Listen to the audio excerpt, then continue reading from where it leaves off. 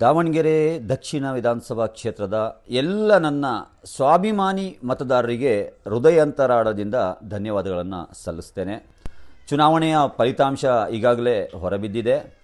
ಕಾಂಗ್ರೆಸ್ ಪಕ್ಷ ತನ್ನ ಅಧಿಕಾರದ ದುರ್ಬಳಕೆ ಮತ್ತು ಬಿಜೆಪಿಯೊಂಗಿನ ಒಳ ಮೈತ್ರಿಯ ಕಾರಣದಿಂದ ಮತ್ತು ಹಣದ ಹೊಳೆಯನ್ನೇ ಏನು ಹರಿಸಿತ್ತು, ಈ ಆಧಾರದಲ್ಲಿ ಚುನಾವಣೆಯನ್ನು ಗೆದ್ದುಕೊಂಡಿದೆ.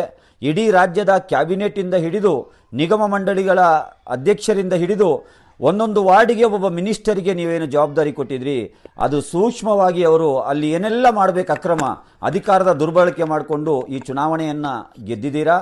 Anyway, Social Democratic Party of ಇಂಡಿಯಾದ ಅಭ್ಯರ್ಥಿಯಾಗಿ ಸ್ಪರ್ಧಿಸಿದ್ದ ನಾನು ಸ್ವಾಭಿಮಾನಕ್ಕಾಗಿ ಯಾರೆಲ್ಲ ಪರ್ಯಾಯಕ್ಕಾಗಿ ಹಾತೊರಿತಾ ಇದ್ರು ಅವರು ನನಗೆ ಬೆಂಬಲವನ್ನು ಕೊಟ್ಟಿದ್ದಾರೆ. ಈ ಚುನಾವಣೆ ಒಂದು ದೊಡ್ಡ ಇತಿಹಾಸವನ್ನು ಸೃಷ್ಟಿಸಲಿಕ್ಕಿದೆ. ನಾನು ಶ್ಯಾಡೋ MLA ಆಗಿ ನಿಮ್ಮ ಧ್ವನಿಯಾಗಿ ಜಲುವಂಥ ಸಮಸ್ಯೆಗಳಿಗೆ ಧ್ವನಿಯಾಗಿ ನಿಮ್ಮೊಂದಿಗೆ ಜರ್ನಿ ಮಾಡ್ತೇನೆ. ನಾನು ನನ್ನ ಮನೆಯನ್ನು ಕೂಡ ದಾವಣಗೆರೆಗೆ ಶಿಫ್ಟ್ ಮಾಡಿದ್ದೇನೆ. ಯಾಕಂದರೆ ಚುನಾವಣೆ ಬಿಸಿಯಲ್ಲಿ 10 ರಿಂದ 15 ದಿನಗಳಲ್ಲಿ ನಾನು ಎಲ್ಲ ಮತದಾರರಿಗೂ ವೈಯಕ್ತಿಕವಾಗಿ ತಲುಪಲಿಕ್ಕೆ ಸಾಧ್ಯ ಆಗಲಿಲ್ಲ. 15-20 ದಿನಗಳಲ್ಲಿ ಒಂದೊಂದು ದಿನಕ್ಕೆ 1,000ದ ಲೆಕ್ಕದಲ್ಲಿ ಸರಿಸುಮಾರು 20,000 ಮತಗಳು ನನಗೇನು ಬಂದಿದೆ. ಇದು ಸ್ವಾಭಿಮಾನಿ ಮತಗಳು.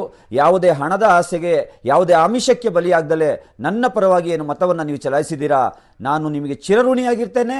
ನಿಮ್ಮ ಮತದ ಋಣವನ್ನು ತೀರಿಸಲಿಕ್ಕೆ ನಾನು ಶ್ಯಾಡೋ MLA ಆಗಿ ನಿಮ್ಮೊಂದಿಗೆ ಕೆಲಸ ಮಾಡಲಿಕ್ಕೆ ತಯಾರಿದ್ದೇನೆ. Thank you. ಜೈ ಭೀಮ್. ಧನ್ಯವಾದಗಳು.